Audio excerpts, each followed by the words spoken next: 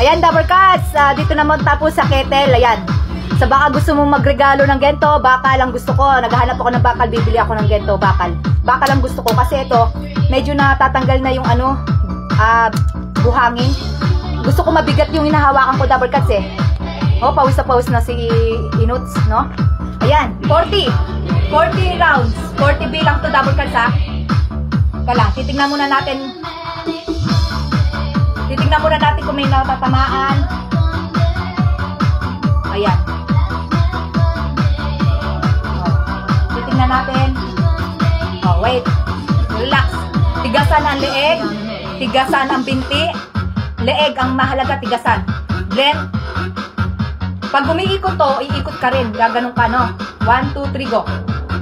1, 2, 3, 4, 5, 6, 7, 8, 9, 10, 11, 12, 13, 14, 15, 16, 17, 18, 19, 20, 21, 22, 23, 24, 25, 26, 27, 28, 29, 30, 31, 32, 33, 34, 35, 36, 37, 38, 39, 40.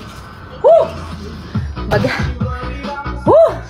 Kapag gumagamit kayo ng kettle, Dabber Cats, sanay ka sa gym, ha? Hindi yung umpisa mo palang nagagento ka na. Huwag niyong gagawin yan, baka mawindang kayo. Ready ka mahilo dito. Dabber Cats, ito po yung tip ko sa mga nagagento, Dabber Cats. Ito yung pinaka the best na equipment na gusto ko. Favorite na gusto ko. Kasi lahat dito, nandito na. Maraming benefit to. Pwedeng ganon. Maraming mga use to. Tsaka ang kagandahan nito, Dabber Cats, dito mo malalaman yung balance mo. Balance. For example, balance. Kapag gusto kasi bakal. Kaya, pag mayroon kayong alam na nagbebenta na second hand na bakal na ganito, mahal kasi yung bakal nito eh. Bibiling ko, Dabber Cats. Kanya, ganyan, no? Balance. Nababalance mo yung sarili mo. 1. Kailangan diretso. Kasi may ano dito eh. May lamesa. Kanya, ganyan, no? Balance. Diretso, ganyan. Tas ganyan. Nababalance mo yung sarili mo. Ganyan. 1, 2, 3, 4. 20 yun. 20 rounds, 20 counts, 3 beses na tagto 20. Magkabilaan. Napakaganda to. Ito yung pinaka-favorite na equipment ko sa pag nag-gym ako. Ito yung gustong-gusto ko. Kaya naghahanap ako ng bakal na may gento bakal. Gusto ko yung gento. Kasi, marami, ang pinaka-favorite kong ano dito, ginagawa, yung pag-ikot. Kasi nandito na lahat yung ginagawa mo. Ang purpose niyan, dito, body, lahat. Whole body na siya, Dabber Cats. Kaya gustong-gusto ko to. Compare dun sa mga dumbbell, ganito. Kettle ang pinaka-favorite kong hinahawakan na ano. Kaya ito yung pinag-aralan ko na pag nag-gym ako, Dabber Cats. Ito. Pangalawang ano na to, 40 again. 3 tagpo 42, Dabber Cats. Bawal kang hihinto dito. Wag kang, pag may anak kayo, Dabber Cats, wag mong palabas pasok. Kasi pwede silang matamaan ito, mabigat to. Napakabigat nito kapag inano na tamaan yung anak mo dito, pwedeng ma-chain, no? Kaya ingat po kayo sa pag gumagamit nito. Kailangan professional ka na nag-gym, Dabber Cats. Matagal ka na nag-gym. Tsaka kailangan kumain ka muna bago ka nag-gym, Dabber Cats. Kumain ka muna, tapos napalipas ka ng 1 oras bago ka mag-gym kasi baka mamaya mabigla yung tiyan mo. Yun nga po yung sinasabi ko, kapag po nag-gym kayo, huwag po kayo masyadong iinom ng marami. Pwede po maanuhan yung mga tiyan nyo, bumabigla. Kaya tinanong nyo, pag umiinom ako, Dabber Cats, paunti-unti lang, yung para lang magkaroon ng, hindi lang matuyo yung ano ko. Kasi yung pawis na lumalabas sa akin, ay marami nawawala. Ganun po siya, Dabber Cats, yung tip ko dito, no? Kaya pag merong ganito, Dabber Cats, may second hand, bibili ako. Kasi ito yung gusto kong favorite ko. Kahit mawala na yung yung mga ganito, Dabber Cats, mawala na ito. Basta yung kettle, wag po mawawala sa akin. Kasi marami itong purpose. Ganyan siya, Dabber Cats. Ang paghawak ng kettle, ganyan. Ang ganyan, paghawak, hindi ganyan. Hindi ganyan. Ang paghawak po ng kettle, pa kanyan. Kunyari, ganyan, no? Ganyan ang paghawak. Yan, tapos, pag ganyan, yung binti nyo po na dalawang nakaganyan, nakabukaka at matigas. Tapos tigasan nyo yung leeg nyo. Tapos nakaganyan. Kasi ang purpose nito, sabi ko nga sa inyo, maraming purpose to. Yung likod at saka yung dito, no? Yung gustong magpalit ng ano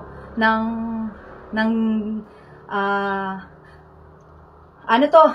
Yung balikat, no? Ay, wow, balikat dito. Kasi double cast, matagal akong minto sa gym, kaya pero hindi ko binibigla pag nag-gym ako. Sabi ko nga sa inyo, inumpisahan ko muna sa workout, sa pagsasayaw-sayaw, sa ganyan. Inumpisahan ko bago ako umawak ng equipment. Diba, kahapon nag-start ako umawak. Parang pinarelax ko muna yung katawan ko bago ako umawak nito para hindi po mabigla ako. Mabigla yung katawan ko kasi matagal ako hindi nag-gym, no? Ganyan, style niyan. 20 din to, 20. 1, ganyan, no? Ganyan siya, no? 1, 2, 20 yan. 3, ganyan. Hindi mo ibababa ang ganyan. Kailangan nakaganyan siya. 1, diba, diretsong ganyan. 1, tas ganyan. 2, 3, ayan. 4, yan. Ganyan siya, no? Ganyan, 20. Tatlong tagto 20, banda doon, tatlong tagto 20. Tas kabila, mag-relax ka muna. Ganyan ang hawak, tandaan nyo po. 1, tas ganyan, tas 20 ulit. 1, 2. 2. Yan. Tapos 3. Ganyan. Titigasan nyo yung ano nyo. Kaya titigasan nyo yung leeg nyo kasi pwede pong mapila yung leeg nyo dito. Mapila yung ugat nyo dito. Kaya sinasabi ko sa inyo, tigasan nyo yung leeg nyo. Kaya tiga tulad niya, pag gumanyan ako double cast, umi-impact siya dito. Kaya kinabukasan, sasakit ang katawan nyo. Kunya, ganyan, nakaganyan ka. Kailangan dalawa nakabuka ka para may balance ka. Kung may out of balance ka daw, meron kang pang-suporta. Ganyan siya double cast. Diretso, blend mo yung chan mo at tigas yung leeg. 1, 2, 3, go. 1. Yan. Kita nyo? Dapat pantay yan. 1, 2. Yan, pantay. 3. Yan. Diba? 20 po yan. Tsaka, pag ginaganyo, 1. Tapos pag binaba nyo na, dahan-dahan na. Huwag niyong ibibiglang ganun. Ako, paktay ang leg mo kanyan. O, dahan-dahan. Huwag, tsaka mabagal lang po yung 1. Wala, 1. 2. Yan, pala naka-steady ganun. 2. Ganyan, no? Hanggang 20 yan. Tapos, tagtatlong 20. Maraming purpose to. Tapos, meron pa yan. Ito, ganito. Ito yung pinakamahirap na, ganyan, yung kettle. Maraming ganyan. Ganyan ang paghawak niya na. Ganyan. Tapos, i-blend sa puwet naman yan. Ganyan. 1. 2, 3, 4. O yan. Ganyan siya double cast, no? 20 yan. Kung kaya mong 10, pwede. Pero kung kaya mong 20, mas maganda. 20. Tatlo din yan. Tatlong tagbe 20. Tatlong count. 20 ganyan, no? Dapat nakaganyan ka. Ganyan. 1. O, dibdib. 2. 3. O, diba? Tapos, dandahan. Baba. Wag basta po mabagal po yung ano mo. Tsaka ang purpose niyan, sasakit yung dito mo. Baka kinabukasan, hindi ka na maika-ika na bird na naka-4 na round ka. Parang ganun yun. Pag halimbawa kinabukasan, nagganong ka, naggento ka. Kinabukasan, asahan mo na, sasakit yung dito mo. Ibig sabihin yun, maganda yung pagkaka-exercise mo. Maganda yun. Maganda yung pag-exercise mo pag sumakit yung katawan mo, ganun siya. Kaya sasabihin ko sa inyo, lahat ng mga gumagamit nito, sasakit ang katawan nyo. Kasi kinabukasan, pagising mo, kala mo naka-4 na round ka. Ganun ka, no? No? Kaya, kapag sumakit po ang katawan nyo, okay lang yan. Tapos, kinabukasan, mag-exercise kayo kahit paunti-unti. Pag mawawala yan, kanina nga, pagising ko ng umaga, masakit yung buong katawan ko. Pero nag-exercise ako, nawala. Ganun lang po siya, double cast. Tsaka maraming purpose to. Yung ganyan. Iyan din, ganyan din yan, no? Ito ang pinakamahirap din, no? 1. 2. 3. Ganon. Ang purpose niyan, likod, chan, at saka puwet. 30 din yun. 30 counts. Ayun ang pinakamahirap na position na ang gamit ng kettle, no? Ayun ang pinakamahirap. Pero, maraming benefit yun sa katawan natin. Umpisa yun, at puwet, at saka yung dito.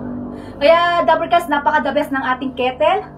Ayan, yung kettle natin. Kaya kung meron kayong bakal na ganito, bibili